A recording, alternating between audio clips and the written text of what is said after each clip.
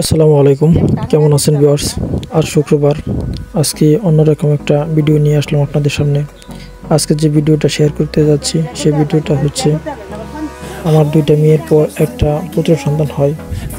আর আপনারা তো জানেনই যে দুইটা তিনটা মেয়ে সন্তানের পর যদি একটা পুত্র সন্তান হয় তাদের কত আশা ভরসা না থেকে যায়। তাই আমাদের খুবই একটা আশা, বড় একটা আশা ছিল যে আমাদের একটা পুত্র সন্তান হবে। সেই পুত্র সন্তানের জন্য আমরা তৃতীয় নম্বর সন্তান নেই, আমাদের তৃতীয় নম্বর সন্তান হচ্ছে পুত্র সন্তান। আর একজন মায়ের খুঁজে একটা সন্তান হলে কত কিছু মানত থাকে, কত কি থাকে, কত আশা ভরসা থাকে। সেই আশা ভরসাই ব্যক্ত বুকে চাপা রেখে সে যে কিছু মানছিল সব কিছু দেওয়ার চেষ্টা করতেছে আস্তে আস্তে করে। আর সে পুত্র সন্তানের জন্য অনেক কিছু মানত করেছিল। শুক্রবারে সে দুইটা মোরগ দিয়ে খিচুড়ি রান্না করে মুছে দিবে। সেই জন্য আমার আব্বা রাত্রেবেলায় দুটা মোরগ এনে রেখেছিল, সেগুলো আমরা জবাই করে দিই এবং বানিয়ে টানিয়ে সব কমপ্লিট করে আমার দাদি আসে। আমার দাদি আপনারা যদি দেখেন এখনো জোয়ান, একজন জোয়ান মেয়েও পারবে না আমার দাদির সাথে কাজ করে। আমার দাদি রান্না করবে আর দাদি এসে ডেক যা যা লাগে সব কিছু বাহির করে সে নিচে চুলা পরে বসে এখন রান্না বসিয়ে দিচ্ছে। এই দেখতেই পারছেন রান্না শুরু হয়ে গেছে। জাল চলিয়ে এখন তেল দিয়ে দিল, পেঁয়াজ বাটা, পেঁয়াজ কুচি করে কেটে কেটে এগুলো দিয়ে দিচ্ছে। আর আপনারা যদি দেখেন আমার দাদির বয়স কম হলেও প্রায় 80 থেকে 90 বছর এরকম হবে। আমার দাদা মারা গেছে প্রায় 20 বছর হয়েছে, আমার দাদি এখনো বেঁচে আছে। আর আপনারা আমার দাদির জন্য সকলে দোয়া করবেন, আল্লাহ যেন আমাকে খাদ্য রাজ করুক। দেখেন আমার দাদি এগুলো নাড়তেছে বসে। আমার দাদি যেহেতু বুড়া তবু সে কাজ করতে পারে, ভালো হাঁটাচলা করতে পারে। এই দেখতে পাচ্ছেন আমার দাদি। আর সেই সকল রান্নার কাজ সম্পন্ন করবে মসজিদে খিচুড়ি দেওয়ার জন্য যা যা লাগে সব কিছু আমার দাদি বলে দিতেছে আর রান্না করতেছে আমার দাদি।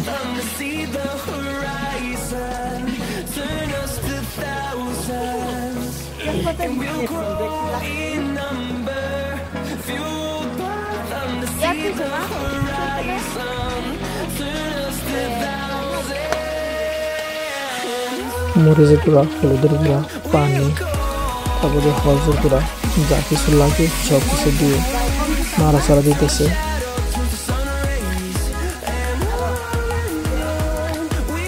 আর একটু মরিচের গুঁড়া দেওয়া হলো, কারণ মরিচের গুঁড়া সম্ভবত কম হয়ে গেছিলো।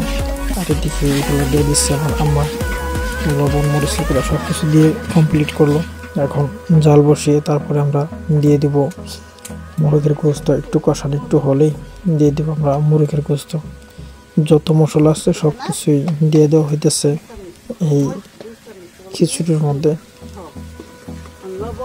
আর খিচুড়িটা যদি মসজিদে নিয়ে যাব, যদি একটু ভালো না হয় তাহলে তো আসলে মানুষের বিভিন্ন কথা বলবে যে খিচুড়ি ভালো হয় না বেশি। আর আল্লাহর রহমতে মসজিদের জিনিস একটু ভালোই হয়, আল্লাহর রহমত আছে এখানে। আর এই খাবারের মধ্যে আল্লাহর রহমত আছে বিদায় মসজিদে যে খিচুড়িগুলো দেওয়া হয় এগুলো আসলে খুব সুস্বাদু হয় এবং ভালো হয়। আর আমরাও চেষ্টা করতেছি মসজিদে দেওয়ার জন্য খিচুড়িগুলো। আসলে যদি একটু ভালো না হয় তাহলে কি আর হয়? আর যা কিছু লাগে আমরা সব কিছু দিয়ে দিতেছি খিচুড়ির মধ্যে, তেজপাতা, খাল, জিরা, মশলা যা কিছু লাগে সব কিছু।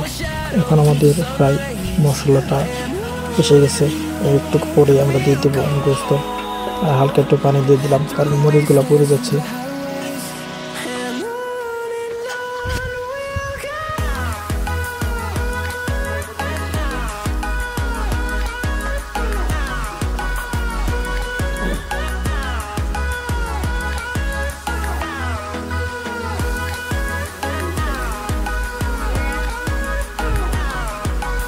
এখন আমার আম্মাই দিয়ে দিবি এখানে আমরা পেঁয়াজ বাটা, রসুন বাটা, তারপরে আদা বাটা, জিরা বাটা এগুলো দিয়ে দিবি এখন। কারণ আমাদের ওই কষানোটা প্রায় এসে গেছে। এখন আমরা এইগুলা যেগুলো বাটা অংশগুলো এইগুলো দিয়ে দেব। আমাদের আজকে চাল সম্ভবত 5 থেকে 6 কেজি দিতে হবে, আর 2টা মুরগ, আর আমরা 2টা মুরগ দিয়ে রান্না করবো আজকের খিচুড়ি।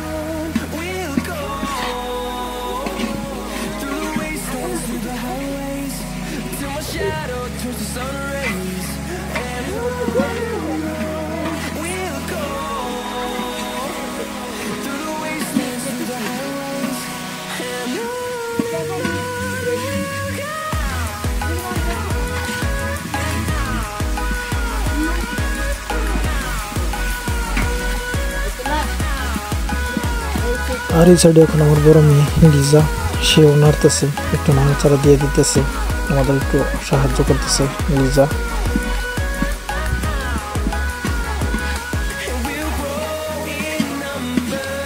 আমাদের মশলা দেওয়া হয়ে গেছে, এখন আমরা মুরগির গোশ এগুলো দিয়ে দিব। কষানো এসে গেছে, সেই জন্য আমার দাদি মুরগির গোশগুলো দিয়ে দিল। এইখানে 2টা মুরগির গোশ, দেখলে কম মনে হবে যে একটা মুরগির গোশ, আসলে 2টা মুরগ আনছিল।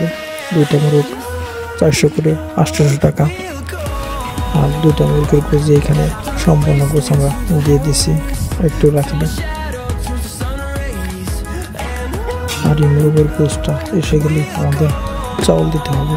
আমরা সে অপেক্ষায় আছি গোশটা কখন সিদ্ধ হবে, সিদ্ধ হওয়ার সাথে সাথে দিয়ে দিব চাউল।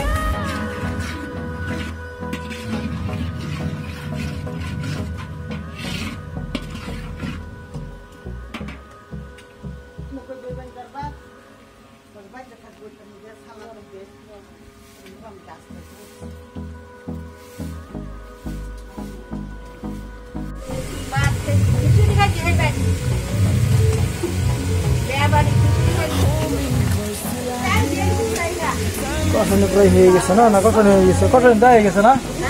কষানি দেওয়া হয়ে গেছে।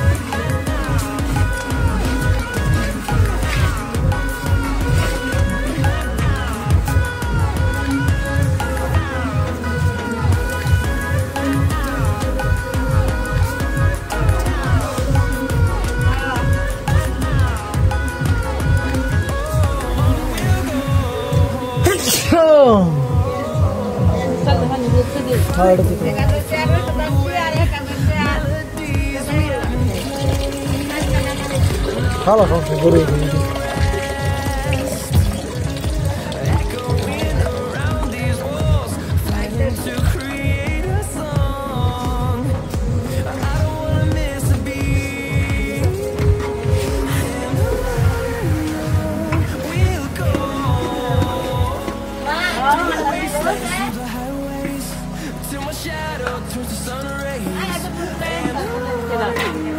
এই পর্যন্ত আমার দৃষ্টিতে যারা মসজিদের মধ্যে খিচুড়ি পাক করে আনে প্রত্যেকেই সিদ্ধ চাল আর আওলা চাল এগুলো দিয়ে খিচুড়ি পাক করে আনে, কিন্তু আমরা একটু ভিন্ন রকম, আসলে মানুষ তো খাবে সেই জন্য একটু ভিন্ন রকম করলাম। আমরা চিকন চাল দিয়ে মুরগ রান্না করলাম, এই খিচুড়ি রান্না করতেছি চিকন চাল দিয়ে, যাতে মানুষ একটু খেয়ে একটু মজা পায়, একটু স্বাদ না হলে তো আর হয় না।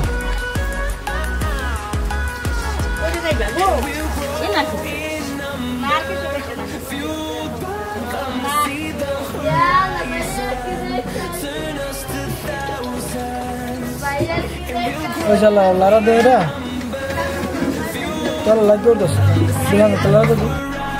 খিচুড়ি রান্না করা শেষ, আমি তাড়াহুড়া করে পুজো করে আসলাম।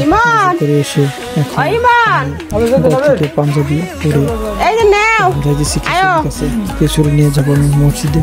কারণ মসজিদের সময় কাছে গেছে, সেই জন্য নিয়ে যেতে হবে মসজিদে। আর খিচুড়িটা ওঠানো হয়েছে কিছুক্ষণ আগে, আর খুবই গরম থাকার কারণে আমি আসলে খালি মাথায় নিতে পারবো না, সেই জন্য একটা লঙ্গি মাথায় দিতে হবে, তাহলে মাথায় প্রচণ্ড গরম লাগবে। আর মসজিদে দেওয়ার জন্য আমরা যা ব্যবহার করি সেটা হচ্ছে কলা পাতা। কলা পাতা আমরা সবাই খেয়ে থাকি, আর কলা পাতাতে খাওয়ার মজাই আলাদা। এখানে থালি বাসনের কোনো ভেজাল থাকে না, কলা পাতাতে নিয়ে খেয়ে ফেললেই শেষ হয়ে যায়। আর কলা পাতাটা ফেলে দিলেই হলো, রাস্তার সাইডে বা ওইদিক সেদিকে ফেলে দিলে কাজ কমপ্লিট।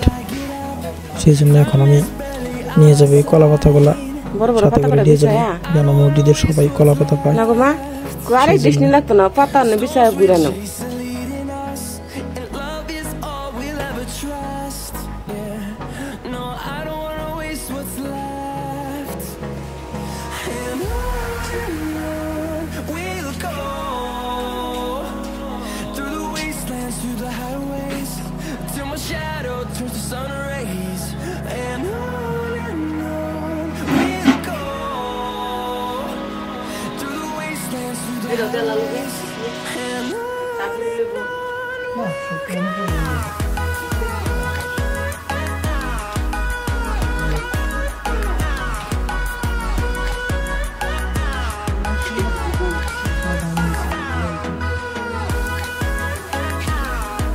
গরম, সেই জন্য গামছা মাথায় দিলাম, বুঝছো?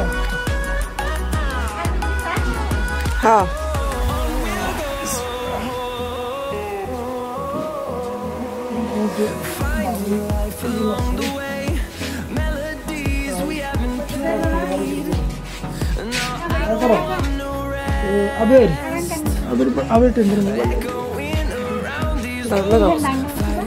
ইমান ধরো ভিডিও হইতেছে।